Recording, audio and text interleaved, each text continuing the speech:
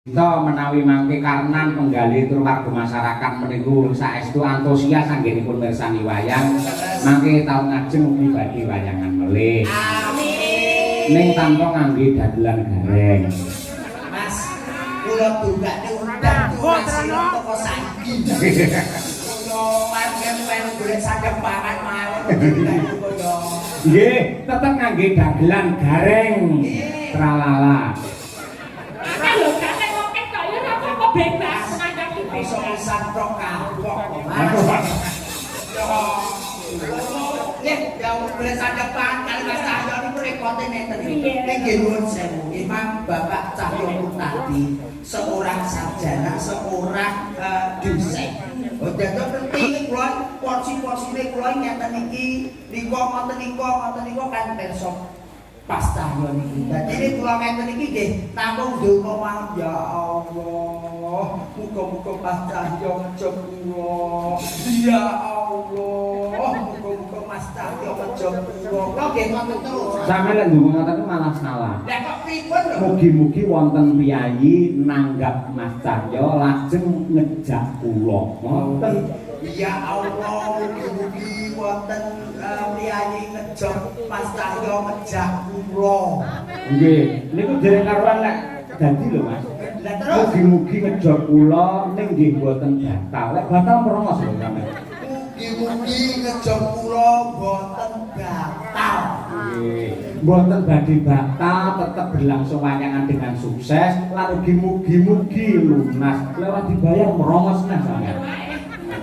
Kok ora welas iki. Kaya ning boten Mas, sportivitas dulur-dulur Ponorogo. Nggih. Nanggap yor ora tau tegese muni ning buri, ora tau bundel, kabeh barang sing halal, barang sing becik dipangan yo enak, diombe yo ora ngerti. Nggih, niku nggih. Napa melih sewateng beliau Pak Mujito. Pak Mujito tenan kok awake dhewe. Ora kapiran, mangan lumintu. Cara awake dhewe wis dadi seniman, paling apa wi tugase ya menghibur, Hibur masyarakat, dulur-dulur masyarakat. Nek Pak Mujito gawe tentreme masyarakat Indonesia. Membuat dadi bakat bentise NKRI. Wah, abot banget. Abot banget gaweane niku abot banget. Siap sedia Abot tenanan kula lek iki wis dipeki rezeki, iki syukuran bumi iki kanthi meriah. ya. Sing rawuh ya akeh. Akeh banget lek sore mau penonton, lek wayah gara-gara kesehatan niki sedaya menika penanggap. Amin. Nanggap wayang klasik tanpa gareng. Mas, iki liyane banyolan kuyup. Boten, kali jenengan wong kula niku milih utawi nderekaken piyayi ingkang kepareng Bali Mas Gareng. Leres. Lah niki wonten pernae yang disawang niku kaya adik Mbak Elisa. Naminipun Mbak Birgita Ayu. Dereng nanti panggil ya. Kula to. Kula dereng. Iki mung ketemu. Nggih. Sing pundi to? Sing tiga lho Mbak Birgita. Siji loro. Wah. Kok kita ra siji kok. Ora. Kita telu buka sih lho tentu. Nggih. Menika kula kadang iki sareng kali Mas Aan. Nggih. Kali niki. Ah, iki syukur. Ya Mbak Birgita tukung men jumeneng coba kaya apa. Ya. Mangga.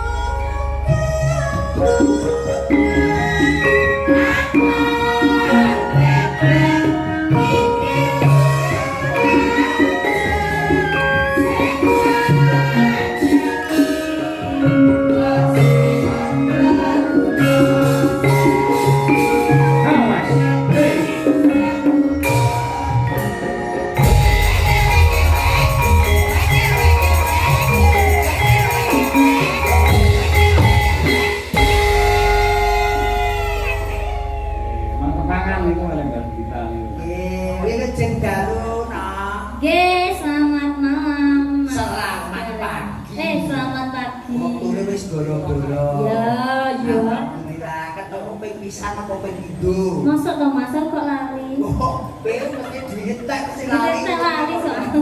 Oke, pepanggil ping kalih. Udah ini ya berarti ya. Mbak Berarti kita sudah pernah bertemu ya. Bertemu ya bertemu tapi geblekmu lire ae kene ora kanggo kasapan apa-apa. Ya bantu wae wong iki gototmu. Dirgita ora sakene. Dawa. Kene lho sisa. Mata. Iya. Oh, ngeten iki Mas. Ngeten iki panggil pisan ngeten iki lek tong nggih Mbak Dirgita mesti toplok plok plok plok plok plok. Langsung iki pok. Nang Mbak Dirgita. Iya Mas Bareng. Ya makane jenengan terus duwe garwa kaya Mbak Dirgita kira-kira seneng apa marem. Alah lek ngeten iki kula duwe bojo kados Mbak Dirgita ngeten iki kula mboten seneng Mas. Gusti Allah, sampean iki, sak sampean iki. Aku wis ora seneng blas. Sampean iki gak bagus-bagus kok. Sebabe apa ora seneng? Lah ngeten iki kula tinggal tanggapan nggih. Blah. Padahal ora kula ngeten iku malah medal kados jenengan. Iya. Oh ya Mbak Dirgita, menika turun para kadang dulur-dulur sedaya ingkang kasemuman menika remen sangat mbok bilih panjenengan pemegah. Oke. Nggih. Mbok bilih atur pamulutan Pak Dalang. Wonten ingkang ngersakaken Mbak Lisa wonten mboten kesian. Mboten niki wau, cuman nanti kalau Mas Gareng juga bisa nyanyi loh ini. Oh, Mas siap. Gareng. Nanti kalau duet Mas Gareng. Buat duet. Jadi iki dramane ceritane jenengan niku Kyai Kakung duwe garwa loro Mbak Elisa karo Mbak Dirgita. Lah kok ora satu pas iki iki. Lah umpama Ora satu bapakne wong aku wong wis bayang gawe wis tumpet lho Mas. urung dicoba kok wis mumet iki. Boten boten kesane nunggak tambah mawon Oh, nggih. iya. Bingung nggih. Ah iya. Kok jajan Mas ngeten iki lho. Lho paling ora janune paling ora ngeten iki Fortuner Mas. Wong aku lagi ae kredit. Kene sampean wis tengah Tangan no Mas. Lintang asmara. Nah, iki lho. Aku tak sing kene nganggo lho. Sampean iki ning tengah ae tak piting lho. Ya. Kene lho. Wah, ditekan Mas Sanjo ngeten iki. Halah. Wah, boten dipripun lho mriki nggih kados ngeten iki. Emas 24 karat. 24 karat. Jenengan 24 karat. 24 karat. 24 karat. Sidang. sampeyan jenenge lho. Gogol iki lho gawan kuwi iki apa gogol. Oke lah, gua kan digawe, tapi digawe panci lho. Lho bonto iki. Iya. Panti keprokne sampeyan kuwi malah. Lah apa-apa nek tangge model TikTok kok. Waduh. Panci mawar hidup. Nah iya. Monggo dipun aturaken Lintang Asmara. Nggih, coba. Trio. Tenang aku juga dari diri amang-amang nyawa. Aku kebingungan ning omah iki dene keruwian. Lah gitu. Jane dagelan iki ngono, wis disyukuri aja. Ya disyukuri dua syukur bisa lho. Malah itu stop. Monggo Mas. Monggo. Maka Lintang Asmara. Dados.